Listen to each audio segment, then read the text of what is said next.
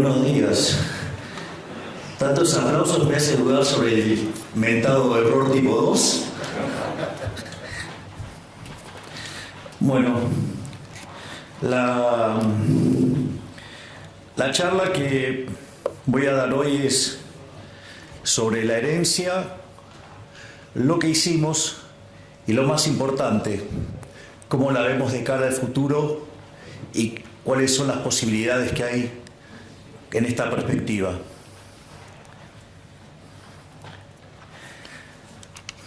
Lo primero que hay que entender es el desastre que recibimos. O sea, más o menos para que tengan una idea. Cuando una economía tiene déficit gemelos por 4 puntos del PBI, eso es una alerta amarilla. 8 es alerta roja y se van a dar una piña de lo lindo. Bueno, nosotros recibimos de herencia 17 puntos del PBI de déficit gemelos. Así es que se darán una idea del tamaño del desafío que teníamos. Esos déficit gemelos tenían un déficit fiscal consolidado de 15 puntos del PBI, donde 5 correspondían al Tesoro Nacional y 10 al Banco Central, donde, como si eso fuera poco, la posición de las LELIQs, que podían ser en 30, 60, 90, 120, 180, 150 y 180 días, la habían pasado todas a pases a un día. Esto quiere decir que al momento en que asumimos, se podría haber cuadruplicado la base monetaria en un día.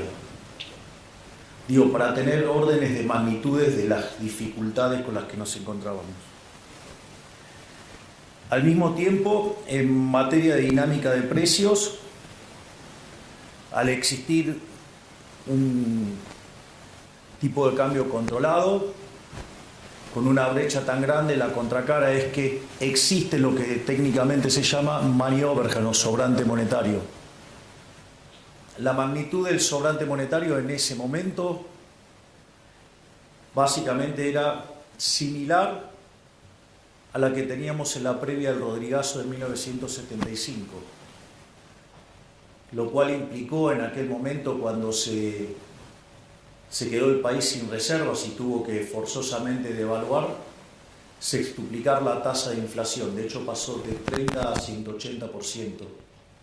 Habíamos tenido una experiencia similar en el año 59, también de similar magnitud, y también había implicado una sextuplicación de la tasa de inflación.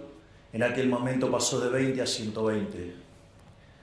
Por lo tanto, si nosotros teníamos una inflación que básicamente venía viajando al 200%, eso implicaba que la tasa de inflación se fuera a niveles del 1200%.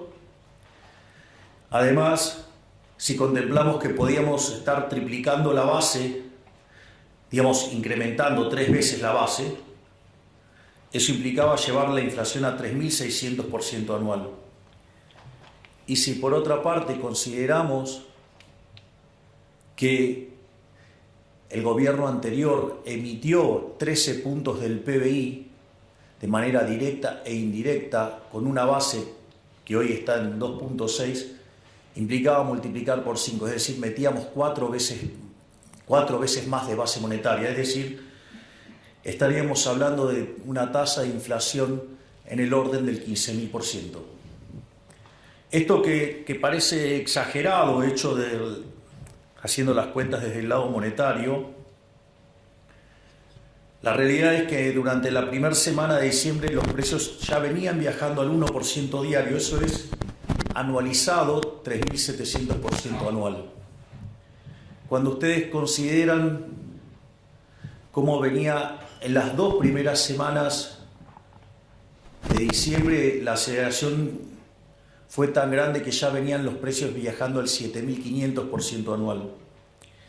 Y esto, que parece una exageración y que de hecho muchos nos acusan de haber sido exagerados, Cuando ustedes toman el caso de la inflación mayorista, en el mes de diciembre fue 54%. Eso en términos anualizados da 17.000. Es decir, efectivamente estábamos transitando el camino a una hiperinflación. O sea, lo único que requería esa hiperinflación para concretarse era la convalidación monetaria. Hay una anécdota muy divertida en un libro maravilloso que se llama El Banco Central, Teoría y Práctica, de un economista que se llama Alan Blinder, que fue uno de los primeros académicos de llegar al Comité de Política Monetaria de la Reserva Federal, que daba clases también en Princeton junto a Bernanke, y cuenta algo que es muy interesante, ¿no? Dice, supongamos que tenemos el banquero central perfecto. Entonces, el banquero central perfecto, supongamos que hiciera control de tasa de interés. Digo, no es el instrumento que a mí me gusta, pero el libro está hecho con ese ejemplo. Y entonces, este banquero central es tan genial que no solo que sabe en cuánto mover la tasa, sino que además acierta a la perfección en los rezagos. Entonces, cuando él ve que se está por acelerar la tasa de inflación, empieza a subir la tasa y entonces logra que la inflación permanezca en el target. Cuando ve que la economía, digamos, está desacelerando y la tasa de inflación se va por debajo, modifica y de vuelta deja la inflación en el target. Es interesante porque en el límite esto podría implicar que moviera la tasa de interés como si fuera un electrocardiograma de alguien que está bien o alguien que esté corriendo, si fuera el caso, y deja constante la tasa de inflación, es decir, el tipo es perfecto. Ahora fíjense que cuando está subiendo la tasa de interés, va a haber un montón que los van a estar criticando porque dicen, ¿a dónde estás viendo la inflación y nos vas a meter en una recesión? Y cuando la baja, dice, vos vas a estar alentando la inflación. Es decir, el tipo hace un trabajo perfecto y ¿qué le va a pasar? Lo van a estar criticando todo el tiempo. Bienvenidos al mundo de la política. Afortunadamente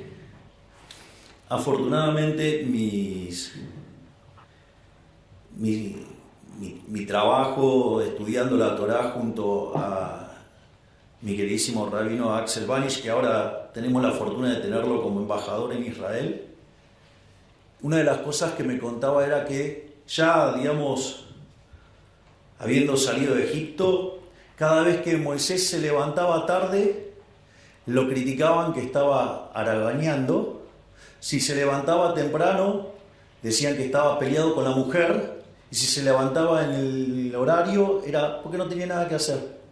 Es decir, no importa lo que hagan, los van a criticar igual. O sea, eso, digamos, es bastante tranquilizador al momento de iniciar la gestión, digo, porque si lo criticaban a Moisés, entonces a mí me pueden decir de todo y lo tengo más que bien merecido. Así que en ese sentido, pero es bueno saber porque ahora, digamos, hay un montón que dicen, nunca hubo hiperinflación. ¿No? Digamos, se olvidan que en el medio, digamos, ahora lo voy a describir, pero llevamos un ajuste de 13 puntos del PBI, el más grande en la historia de la humanidad. Pero bueno, es la vida. La otra parte era el desequilibrio cambiario. Es decir, la relación entre el paralelo y el oficial era 3-1. Por lo tanto, digo, la situación estaba bastante complicada. Acá hay algo interesante, que me voy a adelantar a la parte de las críticas que nos hacen. Digo, porque ahora, que no, que hay que subir el tipo de cambio y todas esas cosas. Yo me acuerdo que estábamos en el Hotel Libertador, estaba con el equipo de Toto, y el consenso del mercado era que teníamos que llevar el tipo de cambio a 600. De hecho, digamos, o sea, yo lo quería llevar a un nivel que, ajustado por riesgo país, quedara igual que el paralelo. Eso tiene una justificación técnica para tratar de eliminar el exceso de demanda. y que el impacto en actividad sea lo menos posible. Digo, me causa gracia porque esos mismos, digamos, que se quejan de que ahora el tipo de cambio está atrasado, decían que tenía que ser 600 y la hipótesis de inflación que tenían es mucho más alta que la que estamos viviendo. Digo, no les cierra el modelo, muchachos. Es decir, lo que digo es, ojo con esos economistas porque no les cierra el modelo.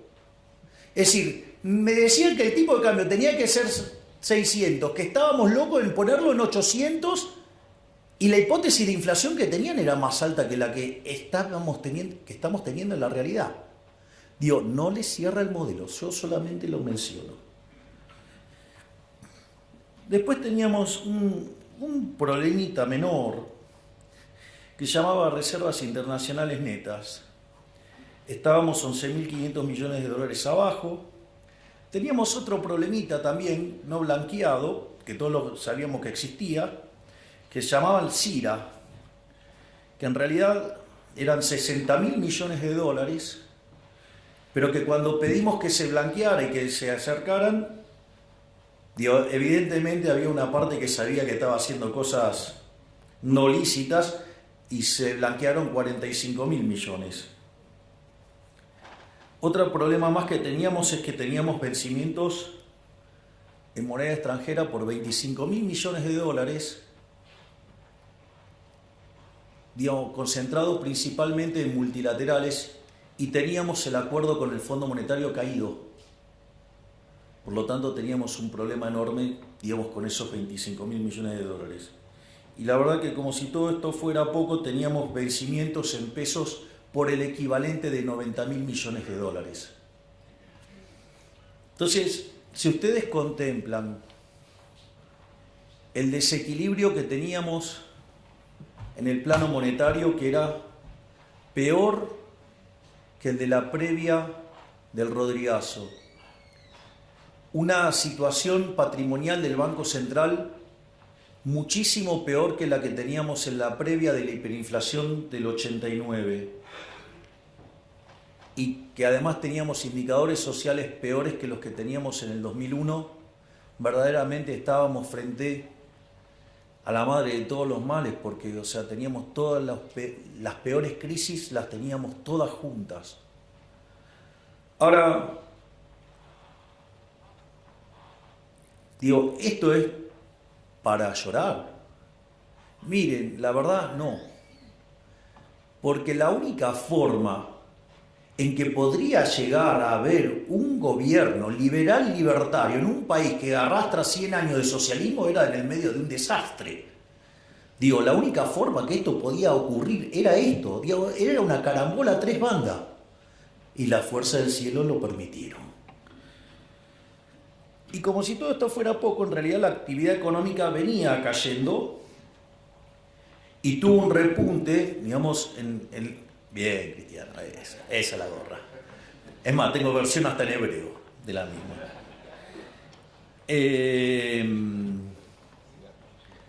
Eso es divertido, de dónde salió esa... Bueno, se la voy a contar porque es divertido. Para que vean lo dinámica que es la política. Nosotros, cuando con Victoria asumimos como diputados en diciembre del 21, un periodista de Diputados TV, que yo lo conocía de América, un verdadero grosero, me dijo: pero ustedes son 2 diputados, ¿qué pueden hacer 2 diputados en 257? No van a poder hacer nada. Y yo le contesté con el primer libro de Macabeos 3:19, que dice: la victoria en la guerra no depende de la cantidad de soldados, sino de las fuerzas que vienen del cielo. Maradona tendría una frase para eso.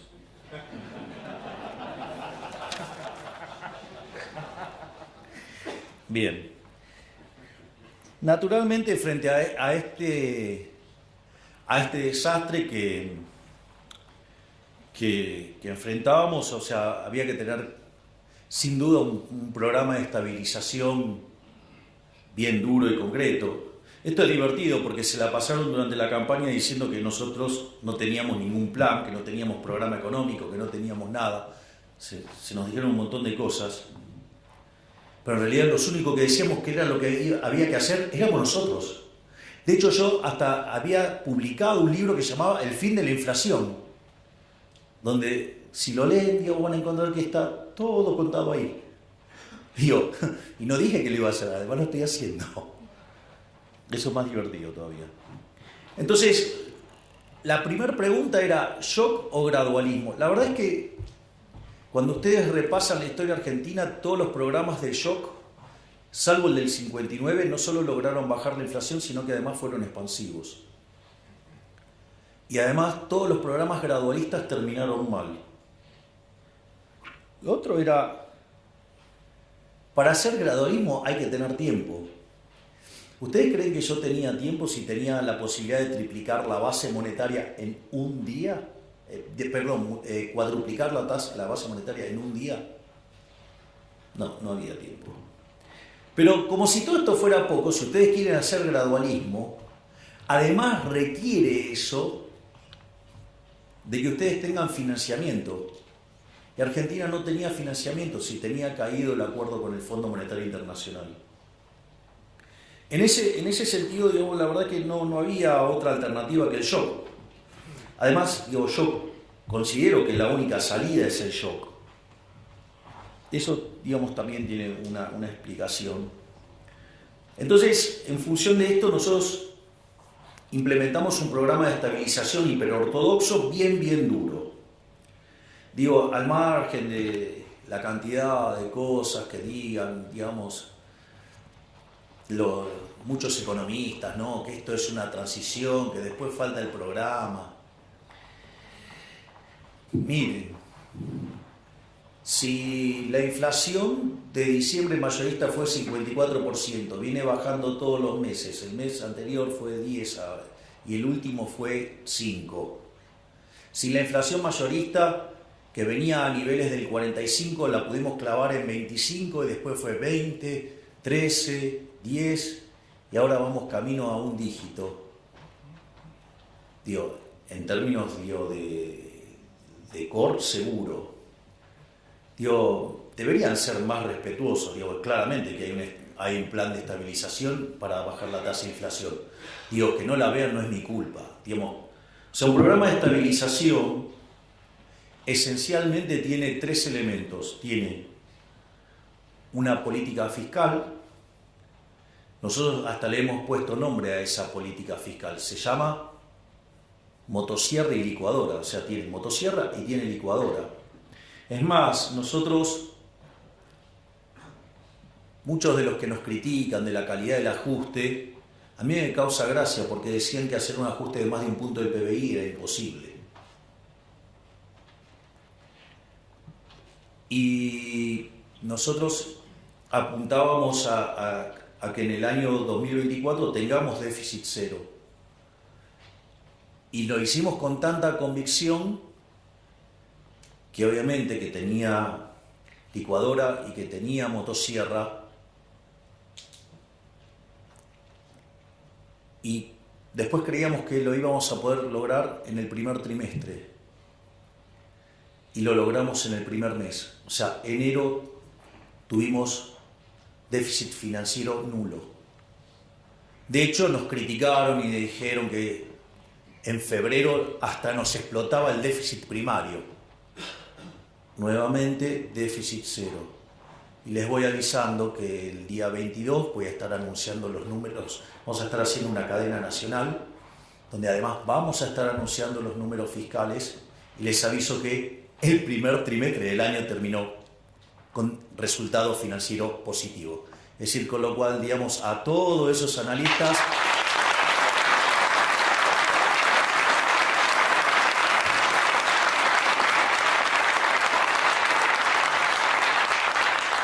es decir, a todos esos analistas que dicen que nos va a explotar el déficit y todo eso, les dedico el aplauso que ustedes tuvieron recién o nuevamente la frase de Maradona. El otro elemento es el tema de la política monetaria. El tema de la política monetaria, Básicamente, el Banco Central está quebrado. Entonces la pregunta es, ¿cómo se resuelve la quiebra del Banco Central? Es decir, porque esta es la clave. La quiebra de un banco central se resuelve licuando sus pasivos. O sea, con el tamaño del problema argentino implicaba un nivel de precios estratosférico hasta que licuaran tanto los pasivos que el patrimonio neto por lo menos quedara nulo. ¿Hasta ahí vamos? Si esto es así, quiere decir que dado ese nivel de precios para resolver el saneamiento del Banco Central está en la estratosfera, dado los precios de hoy, la línea que une esos dos niveles de precios le da la tasa de inflación implícita. Por lo tanto, era fundamental sanear el Banco Central, ¿para qué? Para que ese nivel de precios estratosférico que dejaba nulo el patrimonio del Banco Central fuera bajando. Y en la medida que ese nivel de precio bajara, por lo tanto, la tasa de inflación esperada tiene que bajar. Naturalmente, digamos, ahí también arrancamos con un proceso de saneamiento del Banco Central. Ahí también nos encontramos con algunas críticas. Hasta tengo los WhatsApp y tengo los informes de las consultoras hablando que había que llevar la tasa de interés real a terreno positivo.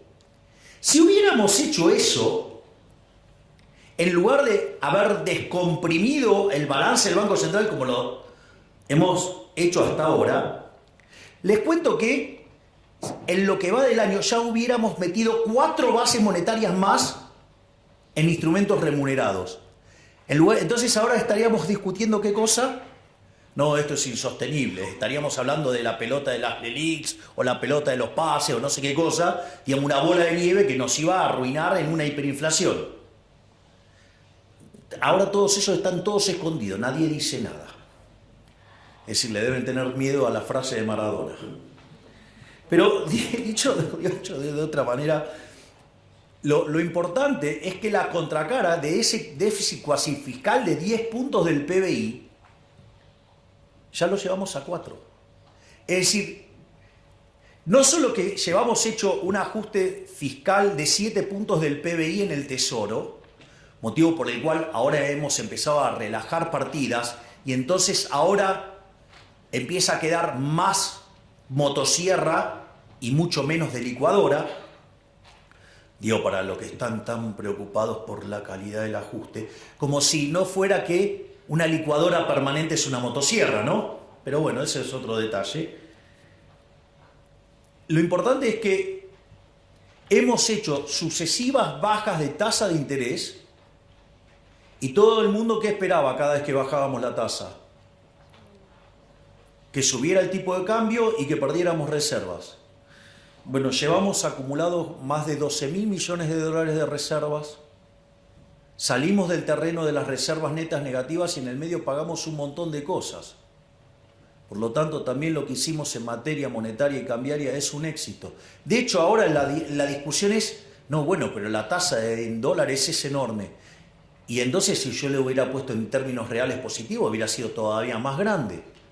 Entonces, que más o menos se pongan de acuerdo qué quieren decir con la tasa de interés, porque nosotros siempre tuvimos claro que era un problema de arbitraje con la tasa en los dólares. Es decir, no mirar como un cavernícola, digamos, la tasa de interés real en una economía cerrada.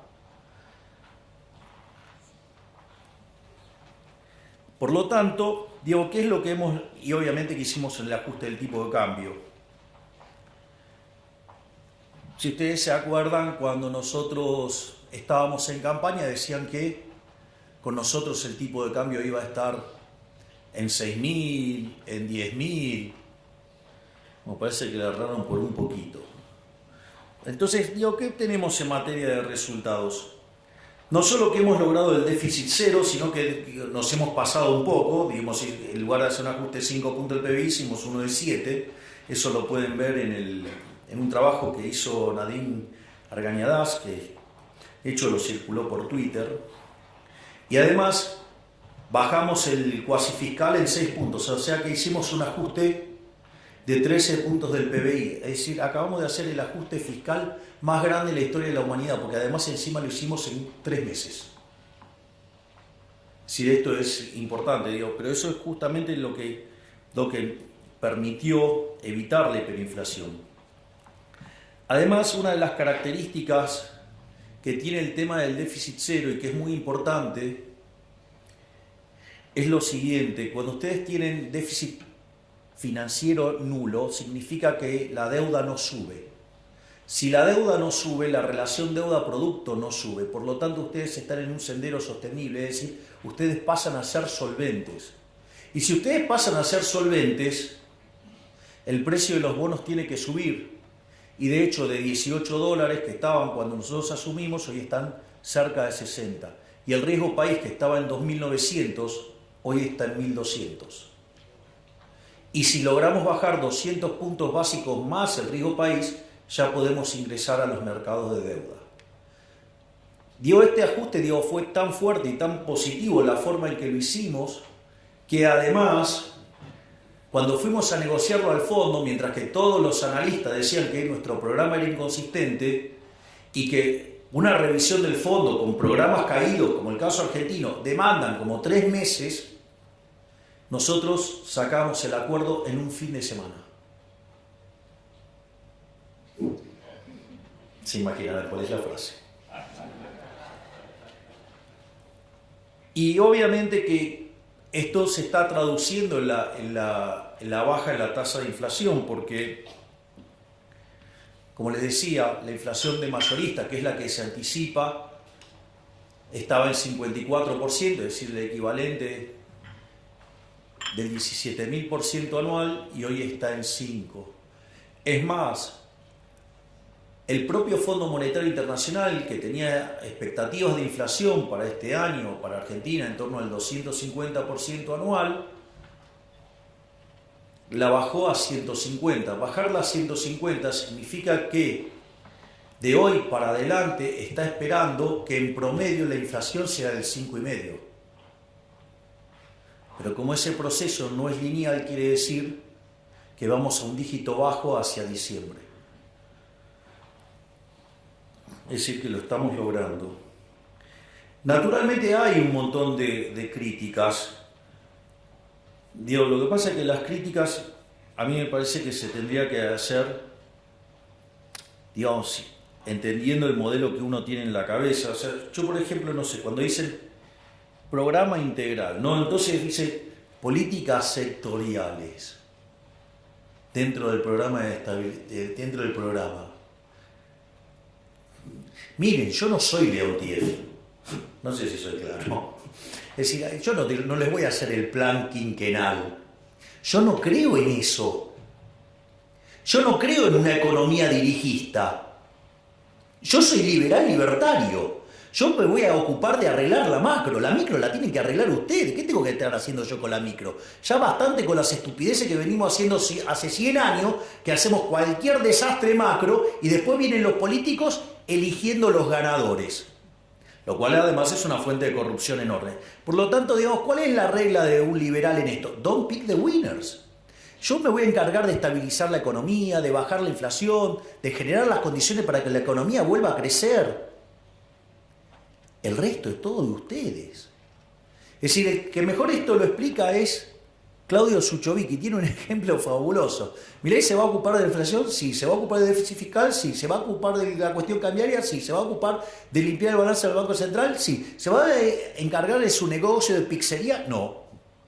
Usted tiene 2 pizzerías, una le va bien, otra le va mal. Tiene el mismo contexto internacional, tiene la misma macro. Yo no me voy a ocupar de la pizzería, eso es un problema micro, eso lo tienen que resolver ustedes. ¿Qué tengo que estar haciendo yo metiéndome en el negocio de cada uno de ustedes? No se puede ser tan fatalmente arrogante.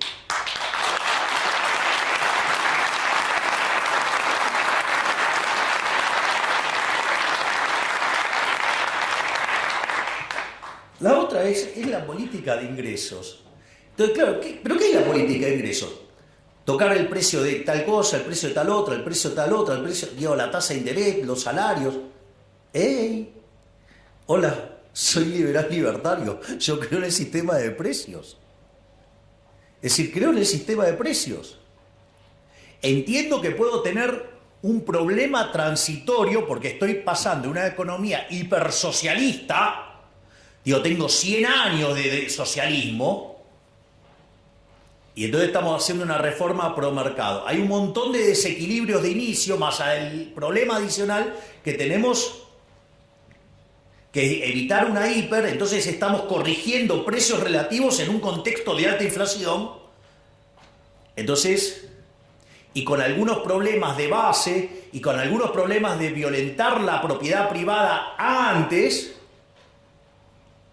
entonces puede ser que en algún momento, digamos, haya algunas correcciones vía defensa de la competencia. Digo, todos se están entendiendo de lo que les estoy hablando. Digo, pero salvo cosas así puntuales y que son propias de la transición, esas cosas no van a existir nunca más. Pero antes ustedes tienen que estabilizar la economía y que quede claro el respeto por la propiedad privada. Y no, digamos, que alguien utilizando recursos del Estado vaya tomando posiciones y genere una posición dominante a partir de la estafa del Estado. Y después generar movimientos políticos tocándole a un segmento etario donde hay una gran proporción de votantes. Digo, bienvenido al mundo de la política, es la basura que les estoy describiendo. El tema de la tasa de interés ya lo hablamos. El tema de la sostenibilidad del ajuste, digamos, también hablamos del tema de cada vez queda más la motosierra, queda menos de la licuadora. Digo, el mejor ejemplo es lo que estamos haciendo en materia de jubilaciones. Si hubiéramos dejado las cosas como venían, los jubilados hubieran perdido 2 puntos del PBI. Con lo que estamos haciendo solo van a perder medio punto. Es decir, le estamos devolviendo 1,5 puntos. Y naturalmente la discusión del tipo de cambio. La discusión del tipo de cambio es bastante ridícula. No, porque hay que hacer subir el tipo de cambio. ¿Por qué? Digo, porque si hoy no hay brecha, si no hay brecha, ¿por qué tengo que estar haciendo tocar el tipo de cambio? Es decir, ¿porque no me gusta el tipo de cambio de mercado? Lo primero que tienen que entender que el análisis ese del tipo de cambio real, lo voy a decir en latín, diría el profe de Pablo, es una pelotudez. Porque agarran y toman una serie del tipo de cambio real. La pregunta es, ¿cuál es el año de referencia? Digo, que alguien me explique por qué toma el determinado año de referencia sobre el que calcula el promedio. Digo, que explique eso. No, eso no lo explican.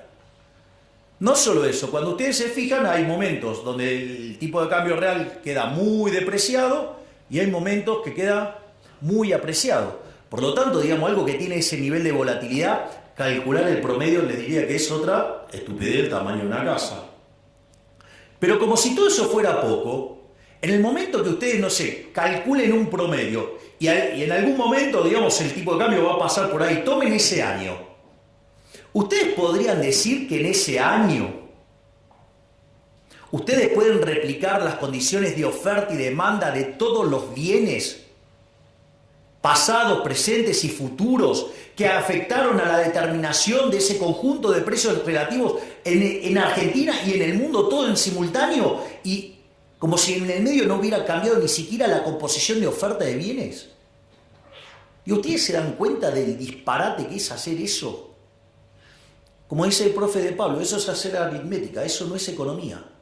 Entonces les digo, cuando vienen, le hablan del tipo de cambio real, que esto, que el otro, digo, o sea, ustedes se dan cuenta de la arrogancia que implica, porque implica conocer el vector de precios relativos, pero no solo ahora de Argentina, sino también de todo el mundo. Y entonces ustedes deberían conocer las preferencias, la tecnología y las dotaciones, no solo, digo, presentes, sino futuras, y no solo de Argentina, sino también de todo el mundo. Ustedes se dan cuenta. O sea, y ustedes para tomar una acción de política y para que eso funcionara, ustedes deberían ser omniscientes, omnipresentes y omnipotentes. O sea, deberían ser Dios. Digo, ¿por qué carajo creen que Hayek le puso La fatal arrogancia a ese libro? Porque es un poquito, digamos, pretencioso, ¿no? Es decir, bueno, el que levanta la manito así, digamos, se cree que está en esa condición. Digo, un día de esto le voy a decir tráeme un café, porque digo, o sea, pero bueno, nada, ya saben de quién estoy hablando. Bueno, son cosas que pasan. Entonces, esto es todo lo que tiene que ver con la parte de estabilización. Ahora, obviamente, no es todo estabilización, o sea, en algún momento tenemos que empezar a crecer. Entonces, para empezar a crecer ahí entra a jugar un rol importante las reformas estructurales. Entonces, pero hay una cosa muy importante que es entender la naturaleza de las reformas estructurales. Esto lo explicó Toto de una manera magistral cuando hizo el primer discurso sobre las características del programa. En ese discurso, él lo explicó a la perfección y es, si ustedes se fijan, todo el entramado regulatorio y de restricciones y todas las porquerías que tenemos y el entramado legal son consecuencias de ir sobre los efectos y no sobre las causas. Es decir, la causa del problema es siempre la misma. Ustedes toman los últimos 123 años de historia argentina, Argentina tuvo déficit fiscal durante 113. Ustedes, Argentina, desde el año 1901 hasta hoy tuvo 22 crisis. 20 tienen origen fiscal, que tienen o déficit fiscal alto o extravagantemente alto. Por lo tanto, el problema central es el déficit fiscal. Entonces, por ejemplo, no sé, ustedes tienen déficit fiscal, lo financian con emisión monetaria. Entonces, ¿qué es lo que pasa? En algún momento se le deteriora, o sea, entonces sostienen el tipo de cambio, ¿no? Entonces tratan de anclar con el tipo de cambio. Cuando ustedes hacen eso, ¿qué les pasa? Pierden reservas. Entonces aparece la ley penal cambiaria, ¿para qué? Para que ustedes no puedan comprar dólares. En lugar de arreglar la causa, que es el déficit fiscal, como los políticos no quieren tocar la de ellos, ayer quedó bien claro eso, que la de ellos no se toca, Macri diría, la mía está. Ayer fue un claro ejemplo, la mía está. Por suerte los argentinos están reaccionando. Entonces, en ese contexto, ustedes se encuentran con esa situación. O por ejemplo, financian el déficit con la emisión monetaria, generan deuda. Emisión monetaria, generan inflación. Entonces empieza a haber inflación. ¿Qué hacen? Controles de precios. Ejemplo, la ley de góndola. ¿Sí? Ahora, ¿qué pasa cuando ustedes controlan precios? Aparece el desabastecimiento. Entonces, ¿cómo contesta la política? Con la ley de desabastecimiento. Es decir, se le van los dólares, entonces ponen controles de capitales. Y entonces el que fuga, es un delincuente. Es un héroe. El que fuga es un héroe. Logró escaparse de la garra del Estado. No, ustedes se ríen, pero yo lo veo así. ¿Qué le recomendarías a tu cliente? Yo ahora me pongo el traje de economista. Compra dólares. Eso después se figura como fuga. Y la verdad es que si lo compran en negro, mejor. Porque así no tienen que pagar un montón de impuestos estúpidos que hay. ¿Todo para qué? Para financiar a los que se levantan la manito y a que le hace de querusa, para financiar a esos inútiles.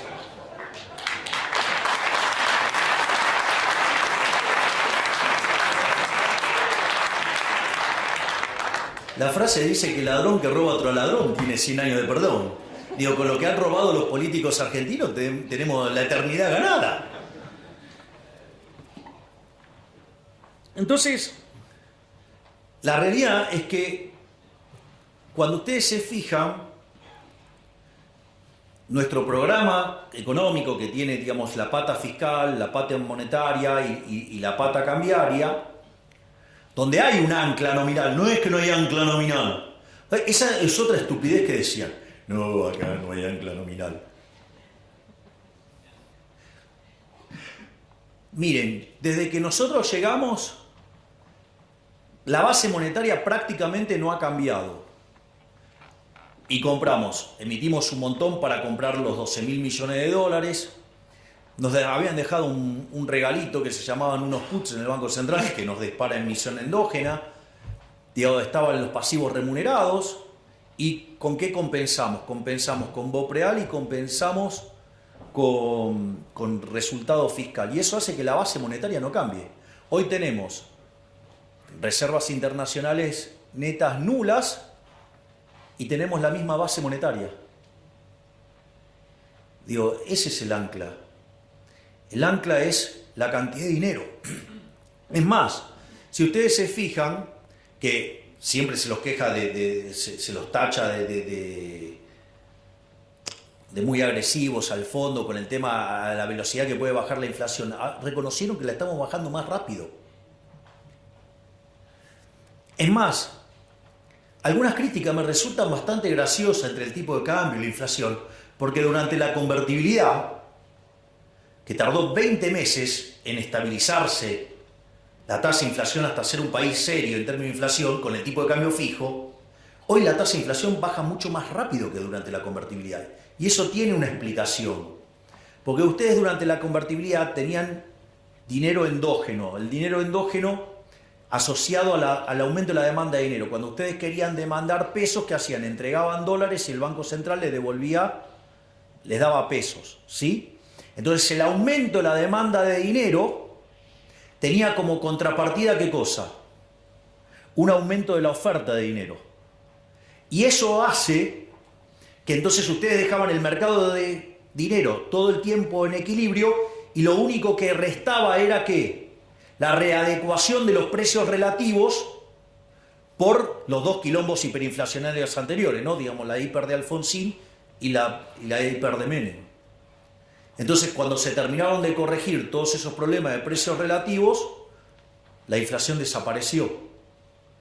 Porque ustedes mantenían en equilibrio el mercado monetario. Nosotros también mantenemos el equilibrio del mercado monetario, pero sin emitir. Con lo cual, todos los aumentos de demanda de pesos van contra ¿qué? Contra caída en el mercado de bienes. Por lo tanto, el nivel al cual la tasa de inflación baja es muchísimo más rápido. Ahí está la explicación. No era tan difícil. Solo lo único que hay es poner un poquito de cabeza. Entonces, para enfrentar esto, nosotros enviamos el programa de reformas más ambicioso de la historia argentina. Mandamos 1000 reformas en 2 instrumentos. 1/3 en el DNU, 2/3 en la ley bases. El DNU todavía sigue en pie, pero ¿cuál es la característica de estos instrumentos? Tiene 3 elementos. El primero, que a diferencia de todos los DNU que hubo en Argentina, donde todos avanzaron sobre las libertades individuales, sobre la propiedad privada, esta es la primera vez que devuelve libertades, o sea, le devuelve libertad a los ciudadanos. Hace un respeto furioso de la propiedad privada, promueve estructuras de mercado más competitivas. Eso sí, tiene un defecto enorme, tanto el DNU como la ley bases. Un defecto tremendo. Va contra el curro de los políticos. Eso se vio con claridad lo que hicieron, cuando lo voltearon en la Cámara de Senadores. Obviamente, que los mayores abanderados de los curros que van a decir, no, el decreto sí es constitucional. Afortunadamente, la Corte, después de algunas cosas, ahora parece que como que se encaminó, se reorientó y ahora, falló en 2 casos a favor del DNU. No es suficiente todavía, pero es un buen inicio. En cuanto a la ley base también tiene los mismos conceptos, pero eran cosas que no podían salir por decreto, sino que tenían que pasar por el Congreso por el tipo de cosas que implicaba. Entonces, cuando nosotros nos sentamos con los gobernadores en Casa Rosada, una de las cosas que yo le propuse a los gobernadores era arreglarles el problema fiscal que tenían. Y eso estaba en el capítulo 4 de la Ley de Bases. Ahora, ¿qué es lo que sucede? Los gobernadores, en lugar de entender eso como un acto de buena voluntad, lo entendieron como un signo de debilidad. Frente a ese caso, ¿qué empezaron a hacer? Empezaron a hacer un desastre en materia de fiscal. Entonces, ¿qué es lo que pasó? Nosotros sacamos el capítulo 4 de la Ley Bases. ¿Cómo lo leyó el círculo rojo, que cada día está más analógico? Esta es una derrota de Milei. Salió Toto y explicó, bueno, si ustedes no quieren dejar el capítulo 4 como estaba y hacen un desastre fiscal como el que estaban haciendo para que nos peguemos la piña de acá a 6 meses, nosotros levantamos el capítulo 4. Pero si nosotros levantamos el capítulo 4, ustedes van a terminar haciendo un ajuste fiscal más grande que el que están dispuestos a hacer. Ahora volvió la Ley de Bases. Adivinen qué tiene. El mismo capítulo 4. ¿Quién ganó? Digo, tengan cuidado con estos muchachos que están muy analógicos, que no, parece que no entienden bien cómo funciona la política. No solo eso, sino que además, después pasó el resto de la Ley de Bases, fue aprobada, y después la empezaron a desguazar. Qué interesante, porque los fondos fiduciarios tenían más de 20 años, se enteraron ahora que existían. Cuando digo, teníamos todos los campeones del republicanismo, de la anticorrupción y todo, digo, pero nunca pasó nada con eso. Se descubrió ahora, como todas las cosas que estamos descubriendo todo el tiempo desde el Ministerio de Capital Humano, ¿no? Donde, digamos, por ejemplo, hemos encontrado que la mitad de los que recibían fondos, digamos, los comedores no existían, eran comedores fantasma. O comedores que decían que tenían capacidad para que recibían a 500 personas, en realidad recibían 50. O los que pedían los bolsones de comida y que no querían que se dejara constancia de los DNI de los que recibían esos bolsones. O no solo eso, sino que además cuando recibían los bolsones cotizaban una calidad extra premium y cuando, no sé, ustedes ponían los fideos se deshacían al momento de tirarlo al agua. Miren todas las cosas que hemos encontrado. O el pochoclero que me llamaba Semana Santa, se cae entre marzo y abril. Claro, porque estaba esperando que entre marzo y abril le pudiera llegar a entrar la causa de los guardapolvos a la mujer. Interesante todo lo que estamos encontrando. Y cómo, digamos, se abusan, digamos, de los más vulnerables para esto. Es más, fíjense, uno de los grandes triunfos que nosotros tuvimos, lo primero que recibimos fue una crítica. Digo, yo recuerdo que todo el mundo se ha pasado pataleando contra el tema de los gerentes de la pobreza. Una de las cosas maravillosas que hizo la ministra Petovelo, nosotros teniendo conciencia de que la parte más complicada iba a ser entre la primera parte del año, cuando estuviera operando a full el ajuste fiscal, porque íbamos a estar generando ahorro sin contrapartida de inversión y eso iba a hacer caer la actividad económica, el empleo, los salarios reales, iba a haber más pobres y más indigentes, porque sincerar la economía no es gratis. Es decir, 20 años de populismo no es gratis. O sea, sobre el final del gobierno de Menem, digamos, el salario promedio era de $1.800. Ustedes lo ajustan a hoy, son $3.000. Cuando nosotros asumimos estaba en 300. Es decir, digamos, se había perdido 90% de los ingresos en dólares. No es que las tarifas son caras y todas esas cosas. El problema es que somos tan miserables, tan pobres, que no podemos pagar ni siquiera las subsidiadas. Es decir, el problema no es un problema de cuánto está la tarifa, el problema es de cómo nos destruyeron los ingresos los populistas. Pero, digamos, se la pasaban haciendo gala de keynesianismo. No, hay que consumir, hay que consumir. Claro, hay que consumir implica que ahorran menos. Si ahorran menos, invierten menos. Si invierten menos, digamos, no aumenta el stock de capital per cápita, no aumenta la productividad, no aumentan los salarios.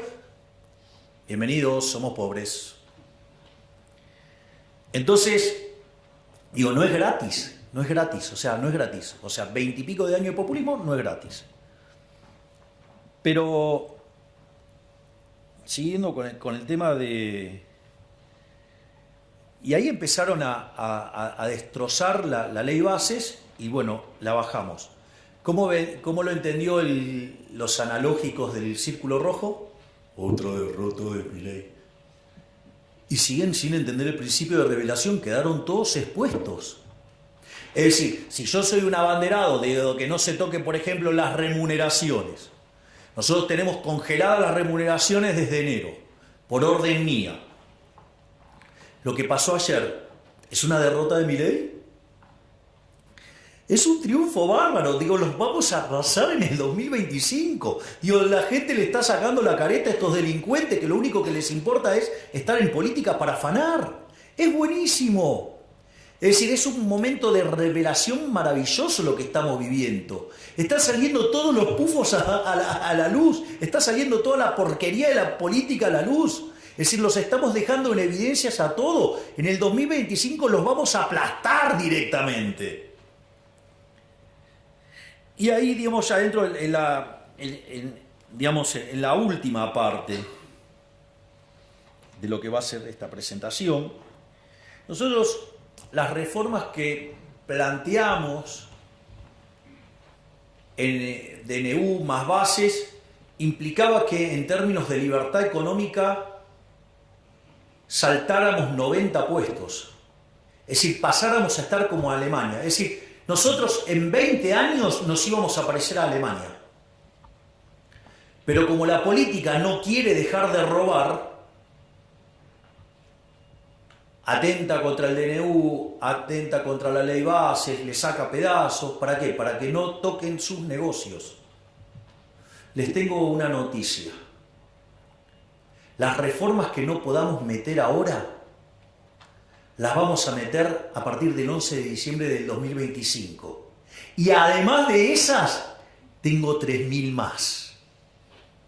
No voy a hacer que Argentina se parezca a Alemania, porque Alemania tiene un PBI per cápita de $50.000.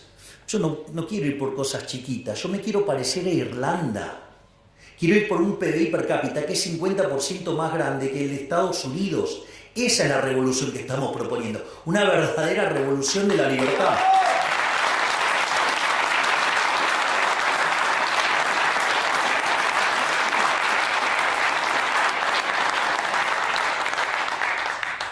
Y en ese sentido, hay algunas cosas que resultan interesantes porque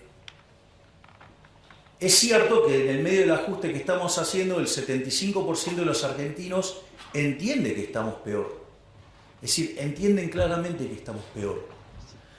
Pero ¿qué es lo más maravilloso?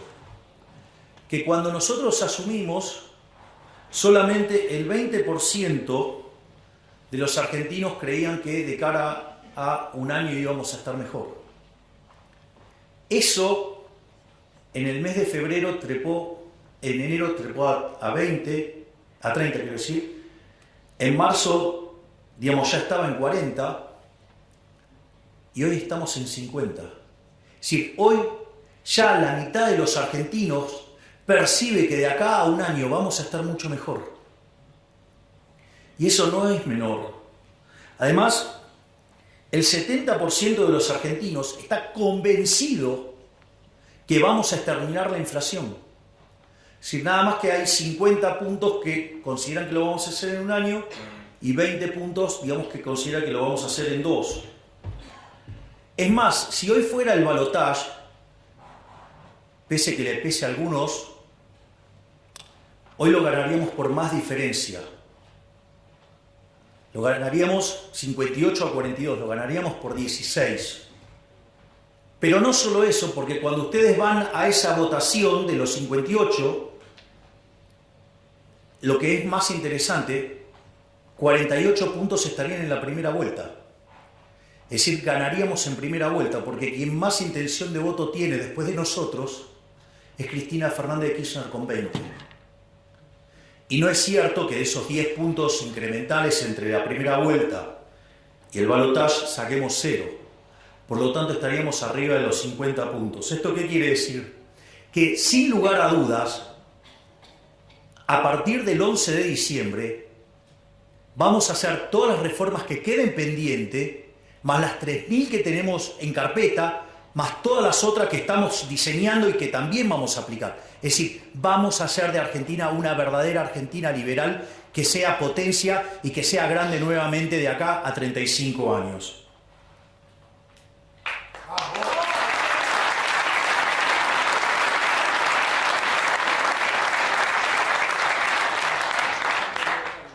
Y finalmente, digo, la pregunta es ¿cómo? ¿No? Porque digo, o sea, con solo, digo, parece casi fundamentalista, digamos, el tema de con que solo, digamos, si yo le digo subimos en libertad económica va a ocurrir, o sea, digo, me pueden tener mucha estima, pero creerme tanto, digamos, hasta sería peligroso, le diría. Entonces, el punto es cómo es todo el proceso. Miren, la primera parte es rebote. La primera parte es rebote. De hecho, fíjense que cada vez son más los analistas que están viendo una V corta.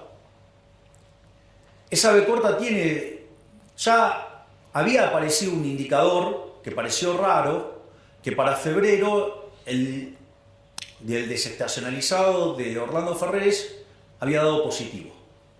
Pero claramente es un indicador, el desestacionalizado, que tiene mucha inestabilidad en la punta. Entonces, hay que tomárselo con mucho cuidado eso. No solo eso, cuando ustedes empiezan... Ahora salió el índice líder, digamos, de la Ditela, que anticipa, digamos, la evolución de la actividad y dio positivo. Cuando ustedes miran minería, viene para arriba. Cuando miran oil and gas, viene para arriba. Cuando miran el campo, viene para arriba. Es decir, cada vez tenemos más indicios de que esto está rebotando y levantando. No solo eso, sino que además ustedes tienen algunas cuestiones adicionales. Y es que donde se notaron las caídas más fuertes, digamos, el recorte se está dando en B de manera violenta. No sé, ejemplo, CAME, las ventas, digamos, pegó un rebote fuerte. No solo eso, sino, digamos, que la brutal caída del riesgo país, eso, cuando ustedes miran empíricamente, cada vez que el riesgo país se desploma, digamos, la actividad rebota fuertemente. Pero no solo eso. Además, hay otro elemento fundamental, y es, aun cuando no hiciéramos ninguna de las reformas estructurales, digo, la descapitalización de la economía obedece a todo un conjunto de reformas estructurales negativas que hicieron que uno se coma el capital. Si la economía argentina está muy descapitalizada, ¿por qué está descapitalizada? Para que el valor del producto marginal del capital, digo, la TIR de la firma, esté por encima del WACC, ¿no? Digo, para que no destruyan valor. Entonces, en ese contexto, ustedes lo que tienen es que, cambiando la regla de juego, ¿qué pasa ahora? La tasa está desalineada con el costo de oportunidad de capital. ¿Por qué creen que vuelan las acciones? Justamente por eso, porque afuera la están viendo. Entonces, en ese que de 20 años de destruir capital, una productividad enorme, retornos reales enormes, contra tasas de interés desplomándose, ustedes tienen una posibilidad de ganar plata a lo loco, aún sin reformas estructurales. Es decir, podemos hacer reformas, digamos, sin hacer reformas, podemos crecer durante un periodo interesante de tiempo, no a las tasas que a mí me gustaría, pero sí podemos rebotar fuerte ahora y crecer fuerte, digamos, en el arranque. Entonces vamos a llegar al 2025 con tasas de expansión muy fuertes, compuestas de rebote y de crecimiento por descapitalización y tasa de inflación cayendo. Prepárense porque vamos a arrasar. Y ahí sí vamos a tener la composición de las cámaras que necesitamos para hacer las reformas que Argentina necesita para volver a ser grande. Pero eso no es todo. Si ustedes se fijan, nosotros estamos, cuando termine todo esto, el ajuste fiscal va a ser el consolidado de 15 puntos del PBI.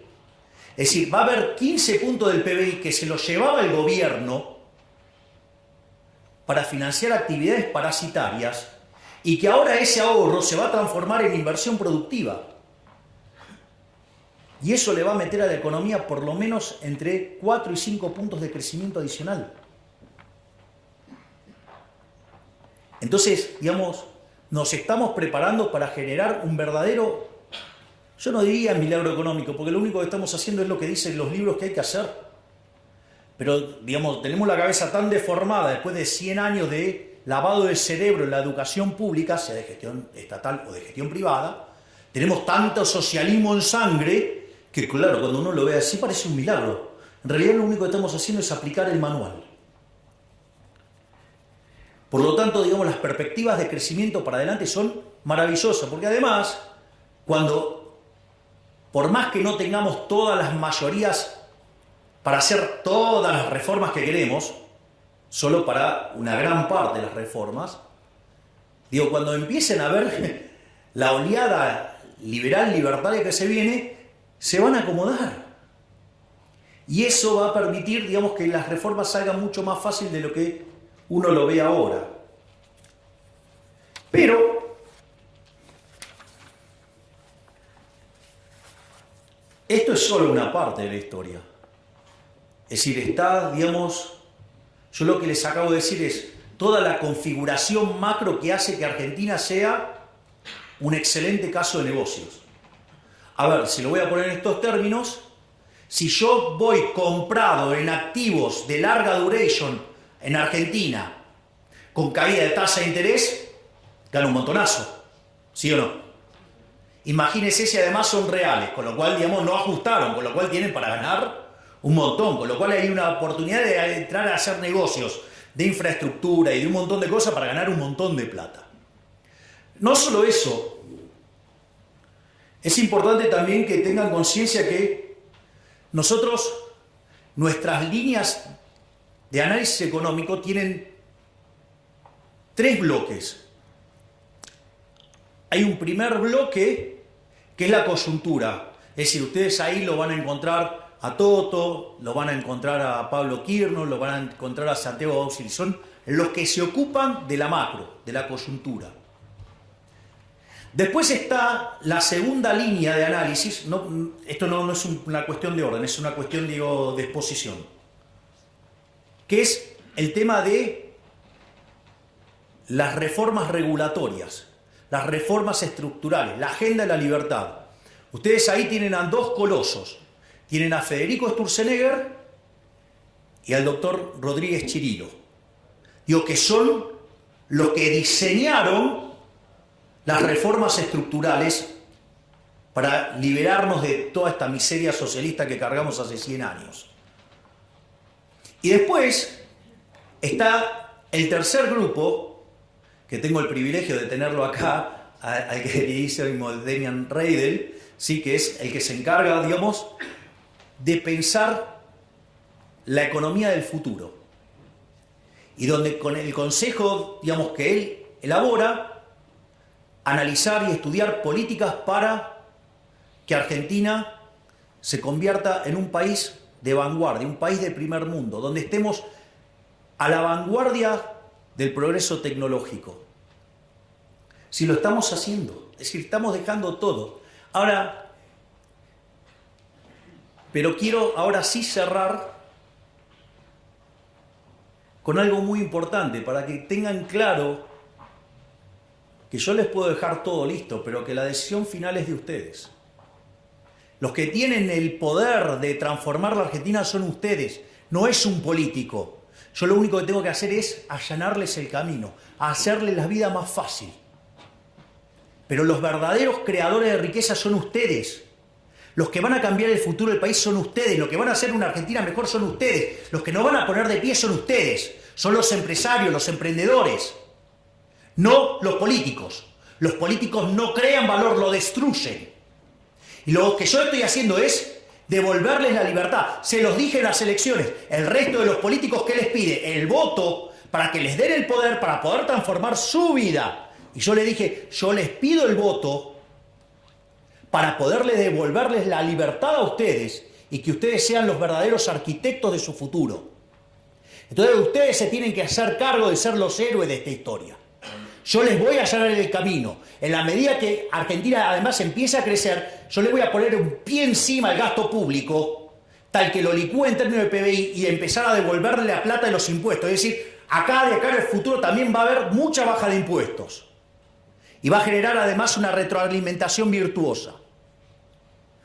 Entonces se los voy a contar para que tengan idea de esto.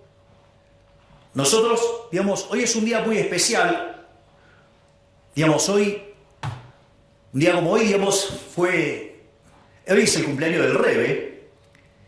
Y además, estamos entrando en Pesaj. Digamos, donde se recuerda la salida de Egipto. Pero esto es muy interesante, porque después de las 10 plagas que caen sobre Egipto y todo lo que pasó, Moisés lleva al pueblo hasta el Mar Rojo y le piden que lo abra. Y digamos, Moisés golpea el báculo y le dice, abrilo. Y le dice, que se manden. No. Dice, no, que lo abra y entramos.